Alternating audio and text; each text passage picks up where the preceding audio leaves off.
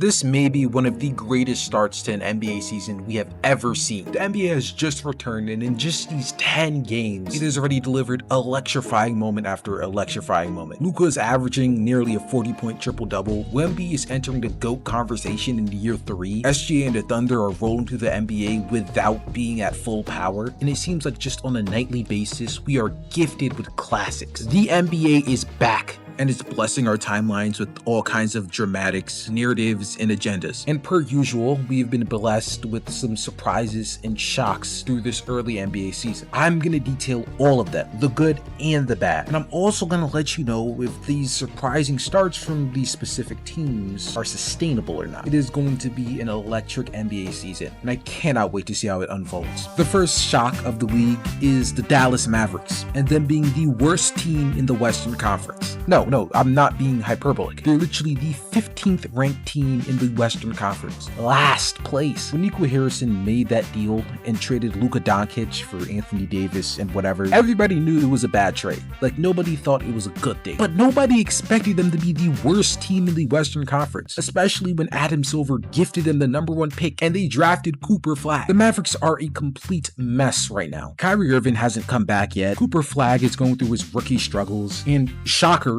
Anthony Davis got hurt already. Now, the Mavericks are very capable of performing better than how they've performed. I'm 100% sure they won't stay last in the Western Conference. Like, there's no way you don't fire Nico Harrison after this. Even the moves outside of the Luka trade have been terrible. Like Klay Thompson, bro. This guy stinks. Dude, he reeks.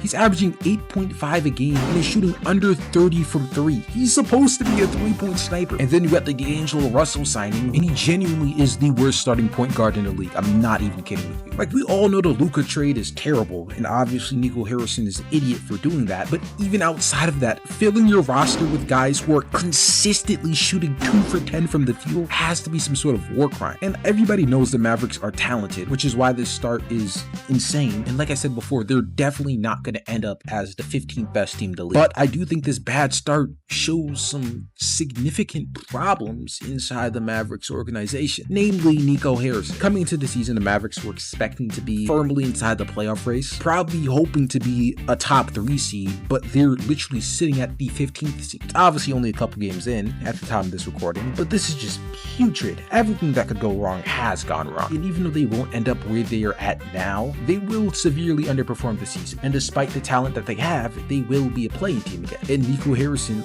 will be fired. That's just the way of the land. But switching to a more positive perspective, instead of surprisingly being the last in their conference, look at a team that is shockingly the first in their conference. The Chicago Bulls have shocked the league, and at the time of this recording, sit atop of the Eastern Conference. You guys may not believe me, but I've always seen this as a possibility. Like, the Bulls have always been ragged on for being play-in tournament demons and just sitting at the 9th or 10th seed every single year, but I've always seen this type of thing as a possibility. The Bulls are a team with a lot of good pieces, right? Nikola Vucevic, Kobe White, Matas Bucelas, they've always been a team that had good pieces scattered around. That's why I wasn't so critical of them when they traded for Josh Giddey. They used to have another good piece in Alex Caruso, but they instead traded him for a primary ball handler with a high ceiling. Josh Giddey was always a guy who I felt was capable of playing up to a very good standard. And right now, he's kind of playing out of his mind. He's shooting 42% from 3. He has a career high in field goal percentage. He's by far scoring the most points ever, and he's averaging 9 assists. This was the vision I had when they traded for Josh Giddey, a guy who has enough of a ceiling and could grow on a team that's missing that primary ball handler. The obvious question to ask, though, is this winning sustainable? Josh Giddey is having a career year by almost every single metric. Like, as I stated before, he's averaging 9 more points than he's ever averaged before. He's shooting 42% from the 3, and he's having his most efficient season. Matas Bucelas is averaging 7 points more than his rookie season, and Nikola Vucevic is shooting nearly 50% from the 3 and nearly 60% from the field. These are both career highs by a wide margin. No, this isn't sustainable at all, obviously. I seriously doubt that all of these numbers will sustain for the entire season, and I seriously doubt they're going to be the 1 seed for the entire season. But I do feel optimistic about what Giddey is growing into and what he's providing for this Bulls team. And this incredible start proves that they have a direction with this team. The crazy part is they're doing this without Kobe White, last year's leading scorer. This 6-1 start doesn't prove that they're contenders or anything, but for me, it does show that this core is something to build around, and I'd feel very confident if I was a Bulls fan. I wouldn't feel so confident if I was a fan of this team, though.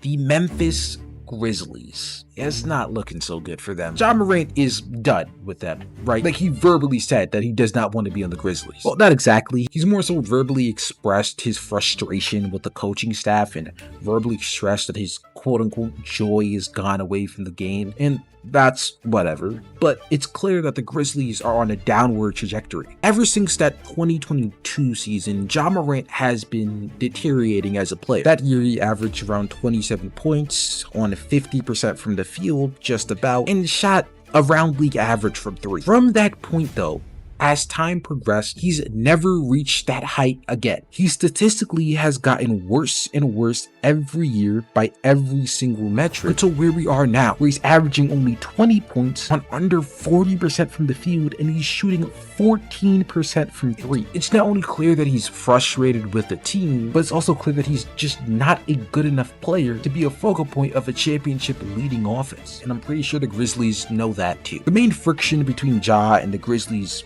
coaching staff is the fact that they're not putting the ball in his hands a lot, and they're not just isoing him in the pick and roll and stuff. And they feel vindicated in that decision because he's not been playing well for a pretty long stretch. This is causing Ja to be checked out and not putting his all into the team, which is causing him to perform worse. The Grizzlies are just a sinking ship, and for a squad that hoped to be a playoff team this year, they're looking like they're going to miss the playoffs. They're 3-6 at the time of this recording, and it's like 9 or 10 games into the season, meaning a lot could change. But this is one of the teams where I think nothing will change. The problem in the Grizzlies organization is that their star player does not want to be there, and the coaching staff does not want to feed him the ball. That's because they just don't think he's good. That's not something that could get fixed over the span of, 5 or 10 games. That's going to be a problem for the entire season. Even in a perfect world where Ja Morant buys in completely, he's still not a good enough player to lead them to the playoffs. They're like the 12th or 13th seed right now? They're going to remain there for the entire season. This is a long-term issue that will not be resolved most likely until either the trade deadline or until the offseason. It's not looking good for you Grizzlies fans. Yeah, that's all I gotta say. Last team I'll be talking about here is the Portland Trail Blazers. Now, they're not as huge of a shock, really, because at the time of this recording, they're 6th in the Western Conference, but I just want to shout them out because I really like what they're doing. The ascension of Deni Avdija into a legit star player has been pretty incredible to see. Now, you guys may think I'm lying, but I kind of saw something like this as a possibility. Near the end of the season, Deni Avdija was playing really well, and in a role where I think it really suited him to thrive. With guys like Toumani Camara and Jeremiah Green, even Drew Holiday, they have a lot of good pieces on this team where they could contend more than they did last season. If Shaedon Sharpe can continue his scoring trajectory and Scoot Henderson can come back and play good basketball for these Portland Trailblazers, I have no reason to think that they'd not be a playoff team. I mean, this Trailblazers team is young and talented and with a lot of pieces that fit them well. A lot of people were talking like Damian Lillard was just coming here to live out his glory days on a bad team. But no, the Trailblazers have a legit young roster, and I would not be shocked if they're a top 6 seed in a very competitive Western Conference. That's all for me. Hope y'all enjoyed this. Let me know who else you guys think are shockers in the league. Peace.